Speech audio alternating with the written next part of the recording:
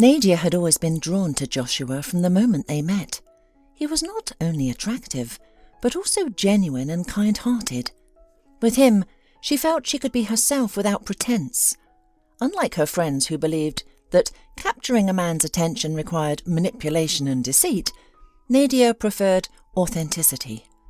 She despised the idea of compromising her individuality for gifts, fancy dinners, or luxurious vacations. She believed that someday she would meet a man who would accept her with all her flaws, creative crises, and complex personality. When Joshua entered her life, Nadia knew he was the one she had been waiting for. He embraced her quirks, enjoyed the unusual music she composed, and admired her vibrant hair, and even the eccentric tattoo she had on her leg, which he also got to match hers. They complemented each other perfectly, and it wasn't long before they decided to live together. Neither of them had their own place, so Joshua suggested they move into one of the rooms in his mother's spacious 4-bedroom apartment. However, Maeve, Joshua's mother, was vehemently opposed to the idea. She saw Nadia, an orphan from a small town, as a freeloader, trying to secure housing no matter what. "Who do you think you're bringing here?" Maeve shouted. "Mark my words, this crazy girl will drive us out and take the apartment for herself. Look at her hair and that tattoo. She might even be an ex-convict." "Mum, what are you saying?" Joshua retorted. "Nadia is a wonderful person, and I have the same tattoo. We got them together." "I knew it. It's all her bad influence," Maeve exclaimed, her prejudices clouding her judgment. Despite Maeve's resistance, Joshua and Nadia remained steadfast in their love and commitment to each other. "Mum, enough. I can't listen to this any more," Joshua declared, getting out of the apartment. "If you don't want her here, fine, but I won't stay either.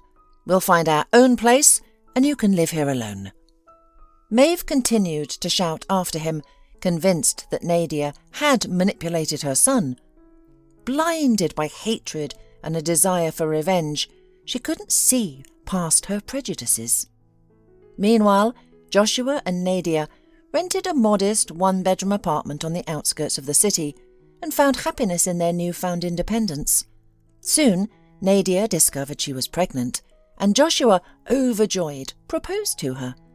Their wedding was small, with only close friends in attendance, as Maeve, still holding on to her resentment, chose not to participate in this absurd event from her point of view.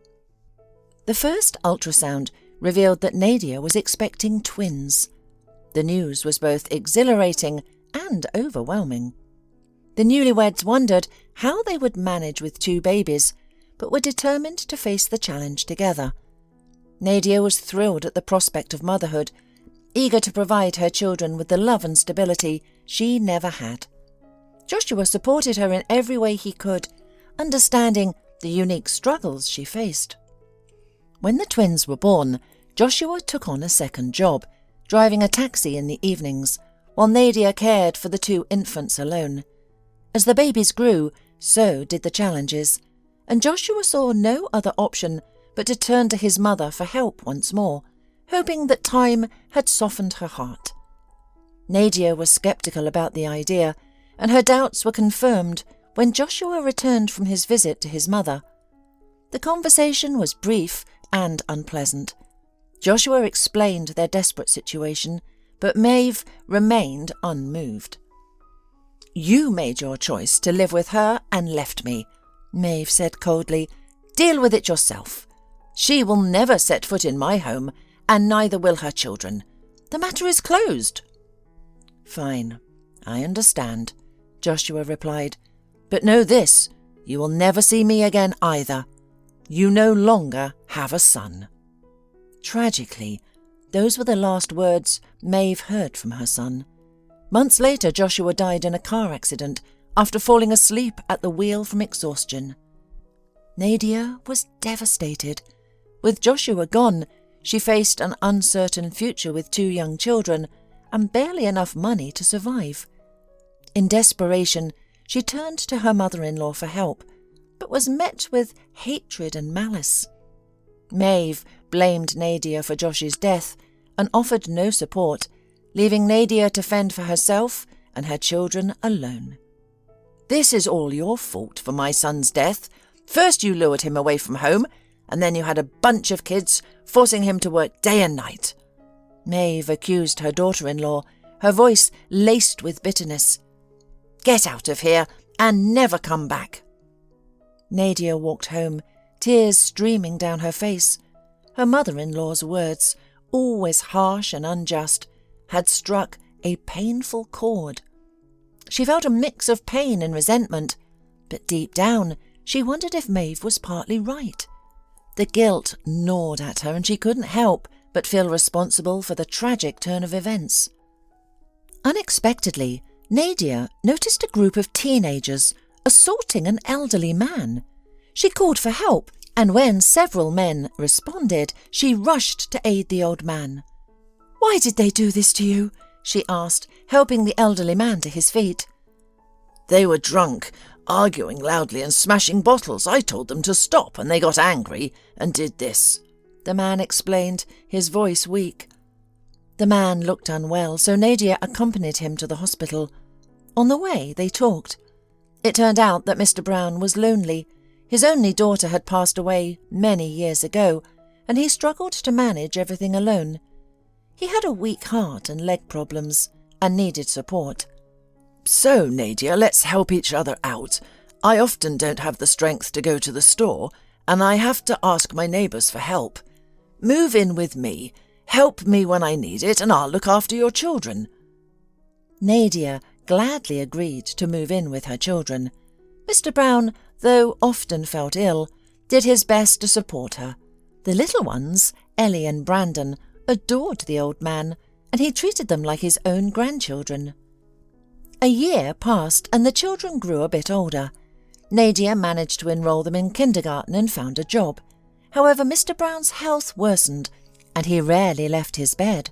One day, feeling particularly unwell, he mustered all his strength to wait for Nadia. He desperately needed to share a secret he had kept for decades, but she wasn't home yet. Mr. Brown felt his end was near and worried he wouldn't have the chance to say goodbye to those who had become his true family and brightened his lonely life. Nadia returned from work exhausted and upset. The day had been rough, and she had even been reprimanded by her boss. As soon as she entered the house, she heard Mr. Brown's voice. She rushed into the room and saw his pale, almost lifeless face as he tried to speak. "What's wrong? Are you in pain? I'll call an ambulance," she exclaimed, reaching for her phone. "Wait, listen to me," the old man rasped. "I've left this apartment to you and your children. You're the owner now, and there's something else," he began.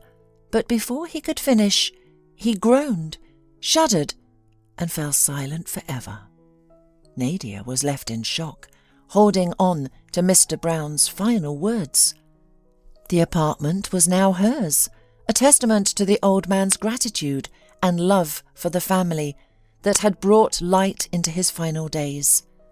Though his secret remained unrevealed, his generosity ensured that Nadia and her children would have a secure home, a sanctuary filled with the memories of their shared journey. Nadia grieved deeply for Mr. Brown. He had appeared in her life at the most difficult moment, becoming a father figure to her and a grandfather to her children. Even after his death, he continued to support her, as she was now the owner of his apartment and no longer had to worry about where to live with her children. Time passed, and the children grew more independent, but Nadia remained single, not seeking new relationships. She had grown accustomed to relying on herself and solving any problems on her own. Then one day, when the old refrigerator suddenly broke down, she realized she needed a man's help.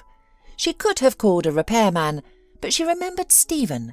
Stephen worked with Nadia, was good with technology, and had offered his help if she ever needed it. Nadia knew Stephen liked her, but she wasn't ready for a serious relationship and wasn't sure how he would get along with her children. This time, however, she needed his help and decided to take up his offer. Stephen arrived so quickly it was as if he had been waiting outside the door for a chance to help Nadia and her little ones. Without a word, he went straight to the refrigerator and began his inspection. He struggled to move it away from the wall and remove the back panel, then paused in surprise. "Nadia, you have a very strange refrigerator." "It's just old. I inherited it. What's wrong with it? Do I need to buy a new one?" Nadia asked in despair. "No, it's not that. Come and see for yourself." Nadia approached and peered behind the back wall of the refrigerator, and her eyes widened in astonishment. Hidden there was a genuine treasure, money and a few gold ingots. Stephen, gazing at the discovery in amazement, tried to ask Nadia where such wealth had come from, but she herself barely understood what had happened. Then she remembered that before his death, Mr. Brown had tried to tell her something, probably about this very treasure, but hadn't managed to. "I wonder where an ordinary elderly man got so much gold," Stephen mused. "Judging by this apartment, he didn't live in luxury." "I don't know," Nadia shrugged. "I only lived with him for a year, but he did tell me that he once worked in the gold mines, though I didn't pay much attention to it at the time." After some time, from that incident, Nadia, tired of being alone, decided to let a man into her life and build a strong family. And of course there was no better candidate than the hard-working and always helpful Stephen. Most importantly, he easily found common ground with her children. The little ones were drawn to him, and Nadia had no doubts left. Mr. Brown's inheritance proved very useful for the young family. Nadia and Stephen bought a large house and invested part of the money in a family business, opening a children's cafe. It wasn't just a place to eat healthy, delicious food or celebrate children's parties. Nadia organised a club for young mothers who could come with their children, socialise and relax while animators entertained the kids. But the enterprising young woman didn't stop there. Nadia vividly remembered how difficult it had once been for her, alone with 2 babies and no help. So she organised a small evening children's group at the cafe where parents could leave their kids if they needed to run errands. She used all her experience as a mother. Stephen actively helped her, and over time this idea grew into a full-fledged private kindergarten.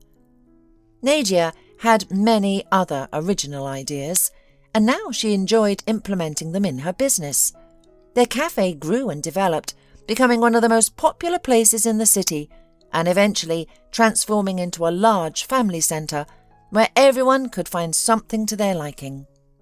Watching grandparents often bring their grandchildren to the centre, Nadia sometimes felt a pang of sadness. Everything was going well for them, except that her children had no grandmothers or grandfathers.